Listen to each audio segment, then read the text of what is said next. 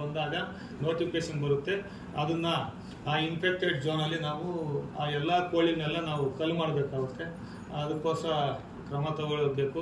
ಮತ್ತು 1-10 ಕಿಲೋಮೀಟರ್ ಏರಿಯಾದಲ್ಲಿ surveillance zone ಅಂತ ಸಾವನ್ನು ಅಪ್ಪಿರೋದ್ರಿಂದ ಇದು ನಮಗೆ ಸಂಶಯ ಮೂಡಿದೆ. ಇದು ಯಾಕೆ ಏತಕ್ಕೋಸ್ಕರ ಈ ಕೋಳಿಗಳು ಸತ್ತೋದ್ವು ಅಂತೇಳಿ. ಹಾಗಾಗಿ ಇದರ ಒಂದು ಸ್ಯಾಂಪಲ್ಸನ್ನು ನಾವು ಕಳಿಸ್ಕೊಟ್ಟಂಥ ಸಂದರ್ಭದಲ್ಲಿ ಈಗ ನಮಗೆ ಓರಲಿ ಅದು ಹಕ್ಕಿ ಜ್ವರ ಅಂತೇಳಿ ದೃಢಪಟ್ಟಿದೆ ಅಂತ ಹೇಳ್ಬಿಟ್ಟು ನಮಗೆ ಮಾಹಿತಿ ಅವರು ತಿಳಿಸ್ಕೊಟ್ಟಿದ್ದಾರೆ. ಅದು ಒಂದು ನೋಟಿಫಿಕೇಷನ್ನು ಆಗಬೇಕೀಗ ನಮಗೆ ಕೂಡಲೇ ಆಗಬೇಕಾಗುತ್ತೆ. ಸೊ ಹಾಗಾಗಿ ಅದನ್ನು ನೋಟಿಫಿಕೇಷನನ್ನು ಕೂಡ ನಾವು ಮಾಡ್ಕೊಳ್ತೀವಿ.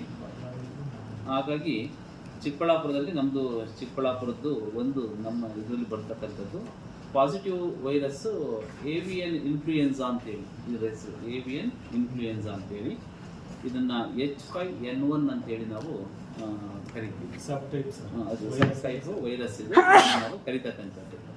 ಹಾಗಾಗಿ ಈ ಕೋಳಿಗಳು ಯಾವ್ಯಾವ ಗ್ರಾಮಗಳಲ್ಲಿ ಇದು ಯಾಕೆ ನಾವು ಇಡೀ ಜಿಲ್ಲೆಗೆ ನಾನು ಇದನ್ನು ನಿಮ್ಮೆಲ್ಲರೂ ಕೂಡ ಹೇಳ್ತಾ ಇದ್ದೀನಿ ಅಂದರೆ, ತಹಶೀಲ್ದಾರ್ಸ್ಗಳಿದ್ದೀರಾ, ಆಮೇಲೆ ಕಮಿಷನರ್ಸ್ ಇದ್ದೀರಿ, ನಗರಸಭಾ ಕಮಿಷನರ್ಸ್ ಇದ್ದೀರಿ, ಪುರಸಭಾ ಚೀಫ್ ಆಫೀಸರ್ಸ್ ಇದ್ದೀರಿ, ಎಲ್ಲರೂ ಕೂಡ ಇದ್ದೀರಾ. ಏಕೆಂದರೆ ನಿಮ್ಮ ವ್ಯಾಪ್ತಿ ಒಳಗಡೆ ಈ ಥರ ಕಂಡಂಥ ಪ್ರಕರಣಗಳು ಎಲ್ಲಿ ಕಂಡು ಬರ್ತವೆ ಕೂಡಲೇ ನಾವು ಕ್ರಮವನ್ನು ವಹಿಸಬೇಕು.